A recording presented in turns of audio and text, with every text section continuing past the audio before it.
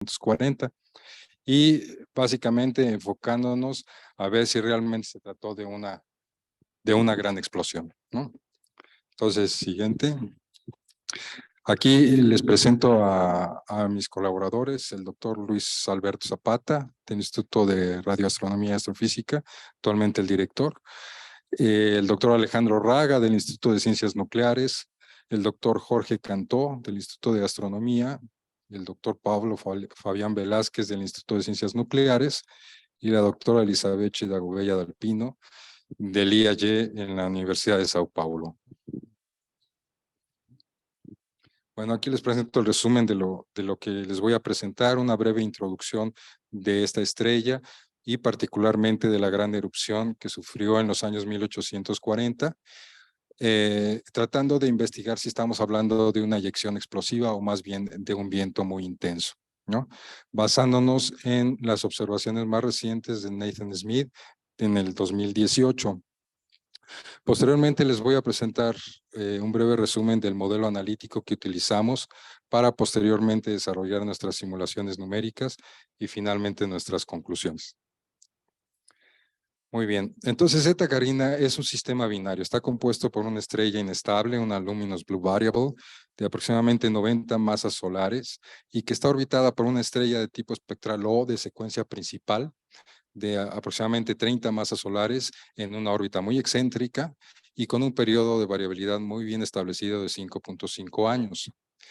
Este objeto se localiza a 2.3 kiloparsecs de nosotros y la estrella primaria ha experimentado episodios muy violentos de pérdida de masa, particularmente en los años 1840 y los 1890.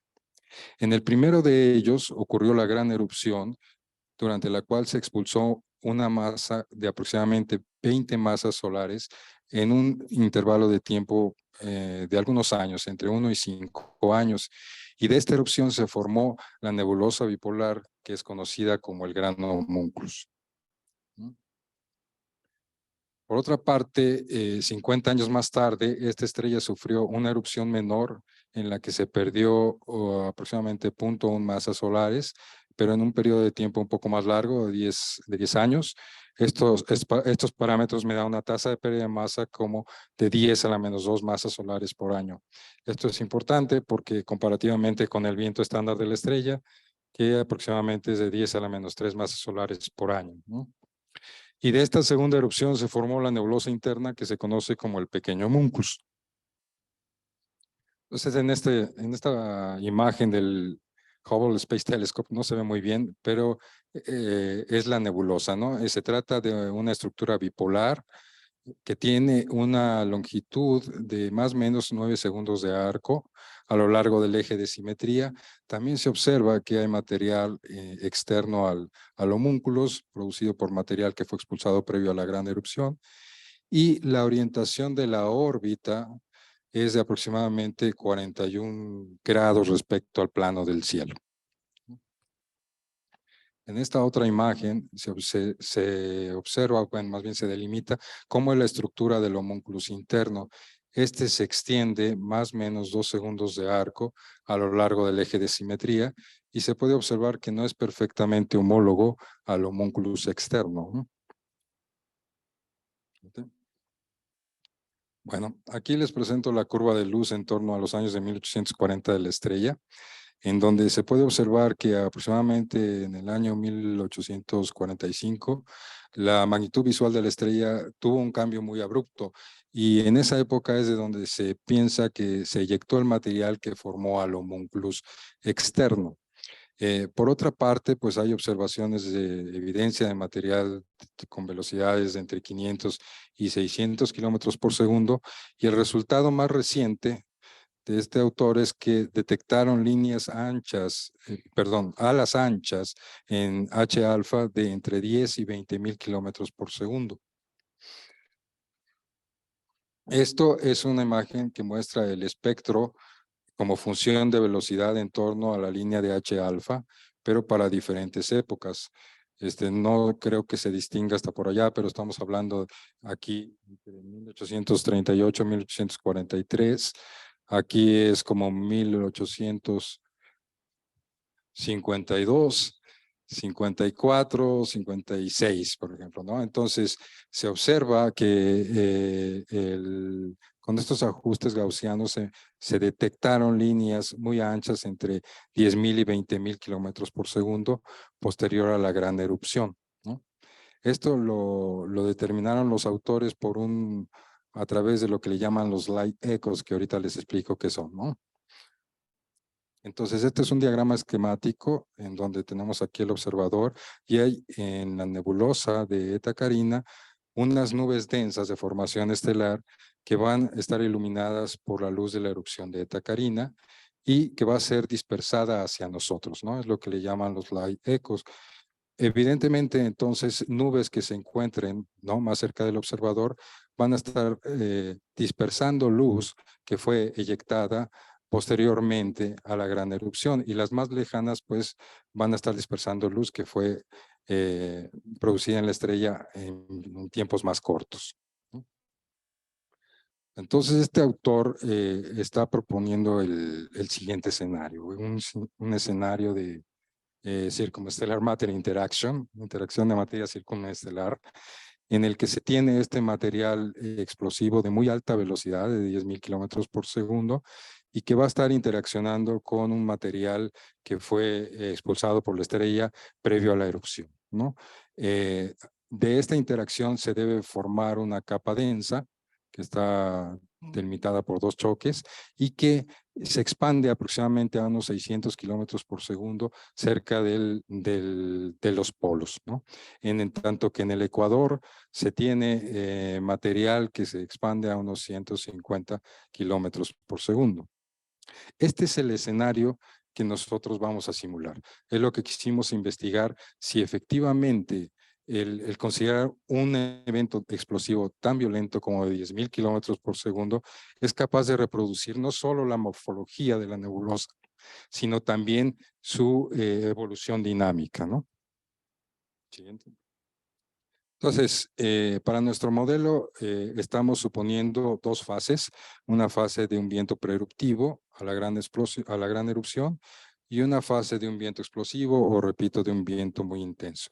Entonces, de la interacción de estas dos fases se debe producir una capa muy densa que está constituida por dos frentes de choque. El choque delantero, que va a estar barriendo el material del viento preeruptivo, y un choque interno en el cual se va a estar incorporando el material mismo de la explosión o de la gran erupción. Entonces, este es un diagrama de un artículo de Smith previo en el que, a ver si se distingue, pero bueno, la interacción de lo que acabo de mencionar de esta erupción con el viento previo, se debe formar esta capa densa que va a estar delimitada por dos frentes de choque, ¿no? En el interior de ella se va a formar aproximadamente la región que se llama discontinuidad de contacto, que separa material de ambos flujos chocados. Se forma esta capa densa y que va a ser inestable en Rayleigh-Taylor, ¿no? Por otra parte, en este frente de choque delantero van a emerger fotones ionizantes que van a producir un precursor. Un precursor es gas prechoque que es ionizado por esos fotones, y este proceso se conoce como preionización, ¿no? Ahora, en esta región tan densa se debe de formar, de acuerdo a este autor, hidrógeno molecular que va a estar delimitando las paredes del homúnculus externo. Pero por otra parte vamos a tener en fierro 2 gas que está dentro de estos lóbulos y que en principio pues no vamos a tener una nebulosa huecas, ¿no? Sino que va a estar permeado por estas dos fases, ¿no? Entonces, tengo a hidrógeno molecular que me delimita los lóbulos, pues, y dentro de ellos, pues hay material, hay gas, y que también se observa aquí, pues, cómo es la estructura del homúnculus pequeño. Adelante. Muy bien. Entonces, en esta tabla, lo que se muestra es la latitud, el tamaño de los lóbulos, cuál es su velocidad de expansión. Entonces, 0 grados que representa aquí para estos autores el Ecuador, pues tiene un tamaño de aproximadamente unas 2100 unidades astronómicas y se expande aproximadamente a unos 62 kilómetros por segundo. Estas son funciones crecientes de latitud. Acerca de los polos tenemos un tamaño de 21.700 unidades astronómicas y se expande a unos 648 kilómetros por segundo. Entonces, lo primero que hicimos fue hacer un ajuste a este comportamiento latitudinal de velocidad, porque va a ser importante para los inputs de los flujos que vamos a hacer en nuestras simulaciones numéricas, ¿no? Entonces, para ello supusimos esta función de velocidad, una dependencia con el ángulo polar. Depende también de las velocidades V1 y V2 que están relacionadas con las velocidades de expansión en el polo y en el ecuador, ¿no? Aquí, para esta función, θ igual 0 corresponde a la dirección polar, ¿no? Y por otra parte, también depende de un parámetro z, que es función de una constante lambda, que me va a dar el grado de asimetría de la velocidad, es decir, cómo cambia con latitud la velocidad. Y en este gráfico se presenta la velocidad como función de θ, los puntos son los valores de la tabla que les acabo de mostrar, y la curva continua es nuestro ajuste analítico, ¿no? Entonces nosotros obtuvimos el mejor ajuste utilizando una lambda de 1.9, obtenemos una velocidad hacia el polo como de 670 kilómetros por segundo y una velocidad hacia el ecuador de unos 100 kilómetros por segundo. Entonces, estos parámetros son importantes, repito, porque los vamos a utilizar para los flujos en las simulaciones numéricas. Muy bien, entonces tenemos en general un flujo estelar, un viento estelar está caracterizado por dos parámetros, por la tasa de pérdida de masa y la velocidad. Entonces, en este caso, en este problema en particular que estamos estudiando, tenemos una fase 1 que corresponde al viento preeruptivo, una fase 2 que es la gran erupción y una fase posterior a ella, un viento posterupción que es la fase 3. La gran erupción pues ocurre durante un cierto tiempo del Tau. Cabe mencionar aquí que como los parámetros se incrementan en esta fase, este flujo va a interaccionar con el viento preeruptivo, en tanto que el viento posterupción se va a desacoplar, se va a formar una onda de rarefacción con el viento de la gran erupción o el flujo de la gran erupción, dado que su velocidad es más baja. Entonces, de esta interacción tenemos el flujo 1 que va a ser chocado por el flujo 2. Se va a formar la capa densa de la que ya les he hablado. Vamos a estar delimitados en esta capa chocada por dos frentes de choque. Este material va a ir barriendo al material preeruptivo y en el choque interno se va a incorporar el material de la gran explosión. Y la capa densa en principio se va a mover con una velocidad que va a ser intermedia entre la velocidad 1 y la velocidad 2. Adelante. Uno puede mostrar por argumentos de conservación de masa y de momento que la velocidad con la que se desplaza esta capa pues va a ser función del cociente de estas velocidades y va a ser también función del cociente de las tasas de pérdida de masa en las dos fases, ¿no? Muy bien, entonces ahora entramos a lo que fueron las simulaciones numéricas. Estas las desarrollamos con una versión hidrodinámica 2D del código WASU de malla adaptiva, desarrollada por Raga en el 90. Malla adaptiva quiere decir que en regiones donde tengo más condensación de gas, bueno, se hace un refinamiento más fino, ¿no? Y este código resuelve explícitamente las ecuaciones de la dinámica de gases, considerando enfriamiento radiativo para diferentes iones de hidrógeno, de helio, de carbono y de oxígeno. Para nuestras simulaciones, el dominio computacional se extiende 4 por 10 a la 17 por 4 por 10 a la 17 centímetros. Esto debido a que el tamaño actual de la nebulosa estimado a la distancia de 2.3 kiloparsecs y un tamaño angular, como les mencioné, de 9 segundos de arco, me da un tamaño físico de 3.25 aproximadamente por 10 a la 17 centímetros. La resolución máxima de estas simulaciones es de 3.9 por 10 a la 14 centímetros. Por otro lado, el radio de eyección de los distintos flujos es de 10 a la 16 centímetros, que es un tamaño como 2 órdenes de magnitud mayor que el tamaño de la órbita de la binaria, que en el punto más lejano, que es el perihelio, es como de 14 o 15 unidades astronómicas. Muy bien, entonces nosotros desarrollamos dos modelos básicamente, ¿no? Aquí están en esta tabla cuáles son las condiciones de los distintos flujos que consideramos. La primera columna corresponde al parámetro lambda del ajuste analítico. Tenemos la velocidad hacia el polo, hacia el ecuador, cuál es la duración de cada fase y cuál es la tasa de pérdida de masa.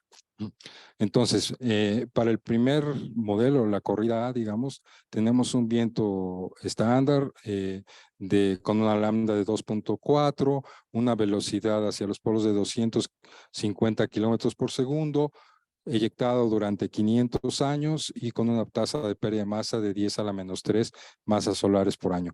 Este viento lo dejamos correr hasta que se llena el dominio computacional y entonces sí lanzamos el viento preeruptivo ya con una lambda como lo que nos dieron nuestros ajustes analíticos de 1.9, una velocidad hacia el polo de 500 kilómetros por segundo, una duración de 20 años y una tasa de pérdida de masa de 0.7 masas solares por año. Esto, si ustedes hacen el calculito, pues me da 14 masas solares eyectadas durante esta primera fase.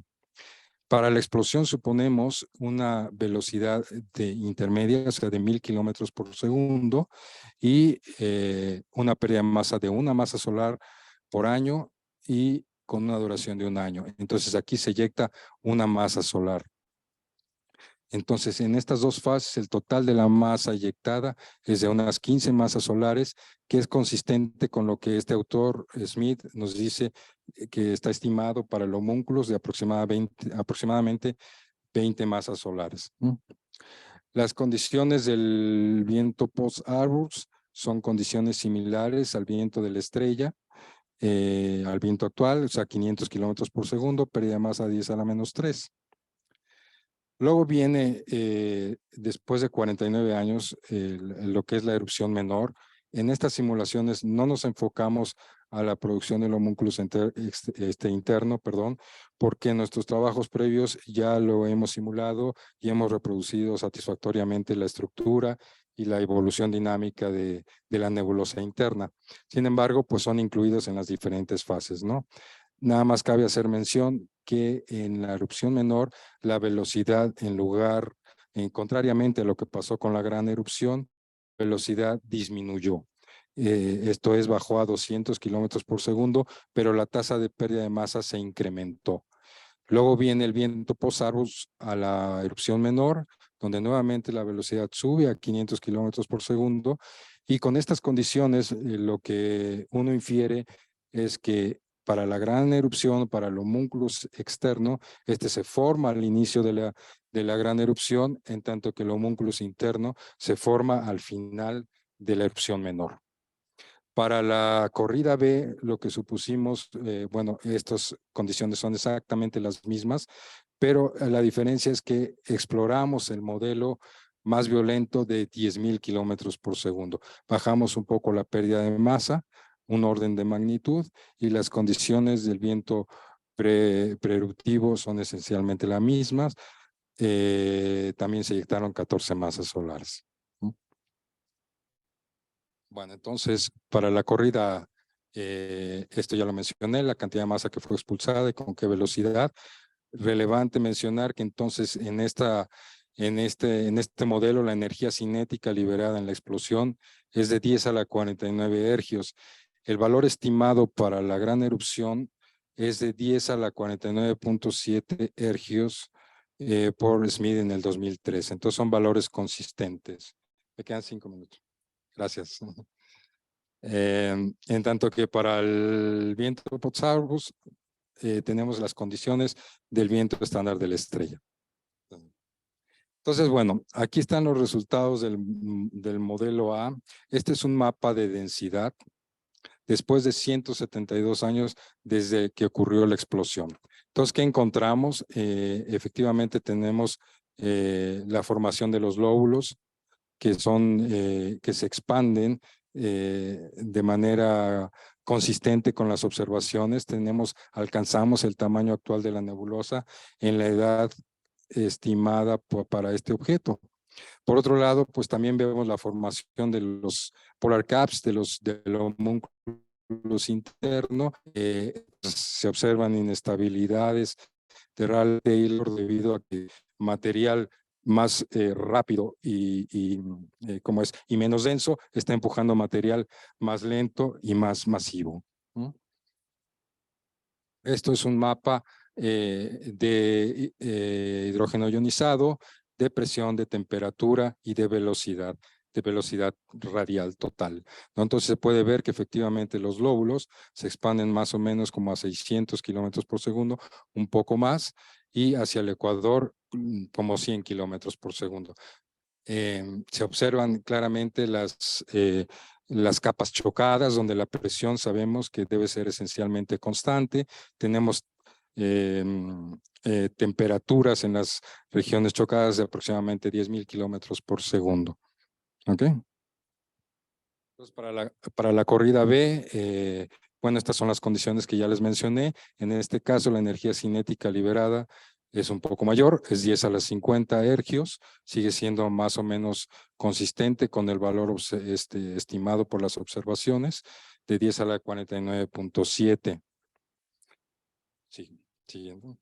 Y bueno, lo que se observa es, se rompe la simetría, es decir, no estamos reproduciendo la morfología de la nebulosa. Por otro lado, esto se expande demasiado rápido.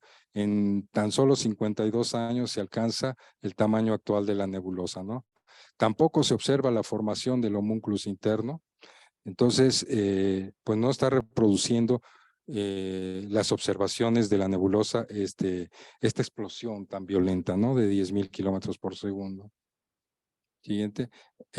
Nuevamente, pues es hidrógeno ionizado, presión, temperatura y velocidad. Entonces, aquí es relevante por mencionar que se está expandiendo a más de 2,000 kilómetros por segundo hacia los polos, y esto hace que pues la nebulosa alcance rápidamente el tamaño actual, ¿no? Y no sea consistente con la evolución dinámica entonces de la misma, ¿no? Bueno, entonces ya como conclusiones, mencionar básicamente que supusimos este escenario propuesto por Smith, en el cual el homúnculus debió formarse por la interacción del evento explosivo con la fase previa del viento de Eta Carina. Entonces, el modelo numérico muestra importantes diferencias tanto en morfología como en evolución dinámica del homúnculus. Sin embargo, el modelo de velocidad intermedia de 1,000 kilómetros por segundo, pues explica la forma y la cinemática del gran homúnculus. Algo importante por mencionar es que este modelo tampoco reproduce el material en el ecuador que se observa en la imagen del HST.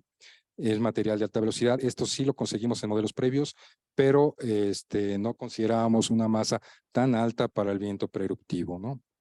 Entonces, la conclusión más importante es esta, ¿no? Este modelo tan violento no explica las observaciones. Y bueno, ya para finalizar, si les interesa saber más del trabajo, pues lo acabamos de publicar este año en el Astronomy and Astrophysics. Muchas gracias a todos.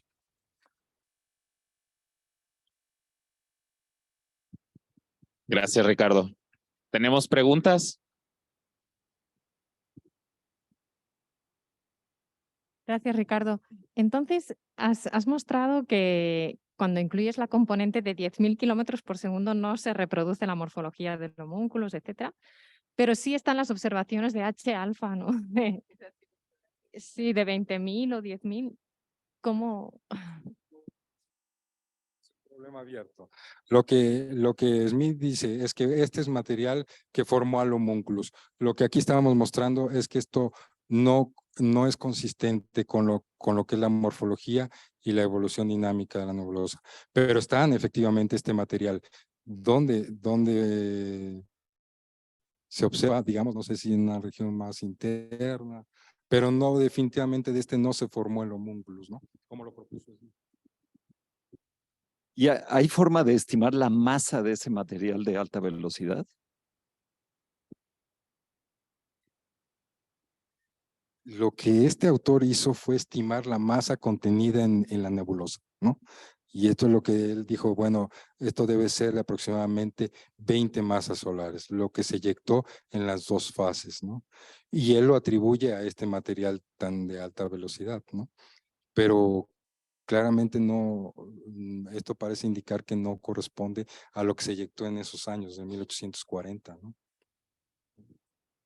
Si es H alfa, creo que el flujo se puede convertir en masa, ¿no?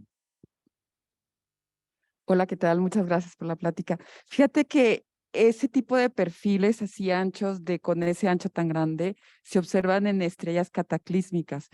Y hay un grupo de coreanos que ellos dicen que es dispersión Raman. Eh, de hecho, cuando yo hice mi tesis de doctorado, los encontré en varias nebulosas planetarias. Por ejemplo, M29, ¿sí? Tiene un perfil hasta de, o sea, con Echel no se alcanza a distinguir, o sea, no alcanzas a distinguir hasta porque se terminan los órdenes, pero llegas a alcanzar hasta 10.000 kilómetros kilómetros por segundo. Y entonces, por esas fechas, salió el primer artículo de estos coreanos donde decían que era dispersión Raman, que es un efecto dispersión, o sea, no es que tengas esa cantidad de material. Nosotros lo que tratamos de hacer en su momento fue tratar de encontrar si eso podía ser algún disco, o sea, ajustando ciertas funciones, porque son como no es una función gaussiana, es una función que va como decayendo y queda perfecto con ese fenómeno. Lo publicamos y pues el artículo, no, esa es una dispersión. Se produce, o sea, lo que se requiere para que eso suceda, densidades muy altas, muy altas en una zona, y la dispersión Raman es un efecto ahí extraño, pero digamos que sí, unos me creen, otros no creyeron, pero los coreanos lo tienen así súper estudiado. El problema es que estos espectros son viejísimos, de 1800 no sé qué, entonces no sé cuál es la eficiencia de... Los espectros que presenta Smith son de 1850 y no sé qué, ¿no? Fue lo que lo mostré en esto de los light echoes, ¿no? Que es luz dispersada de esa época que fue.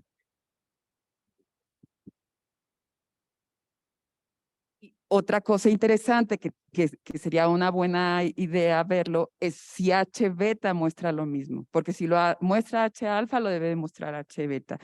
Y al menos en los espectros, en las nebulosas planetarias bipolares, no lo mostraba H beta. Nada, ni tantito. Justo ayer o antier, vi que estaba publicado observaciones de ALMA, y presentes algunos de estos autores, de polvo dentro del homúsculo. ¿Lo puedes incorporar en esto o no?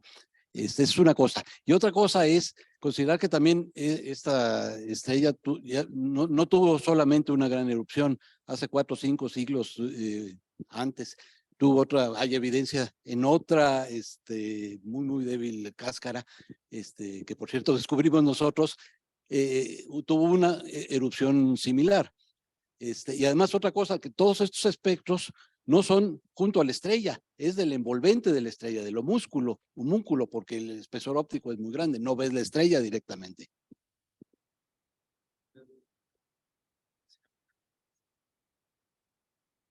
Lo que no entendí fue tu primer punto.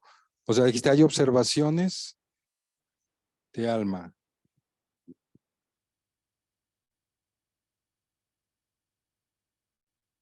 Bueno, el homúnculos, esto que observan es polvo, ¿no? Está limitado. Sí, es Luis Zapata, el primer autor, nosotros estamos trabajando. Sí. Es material molecular de... Molecular. Sí. La discusión es muy interesante. A mí también me interesa mucho este tema, pero tenemos que pasar a la siguiente presentación. Agradecemos a Ricardo por esta charla.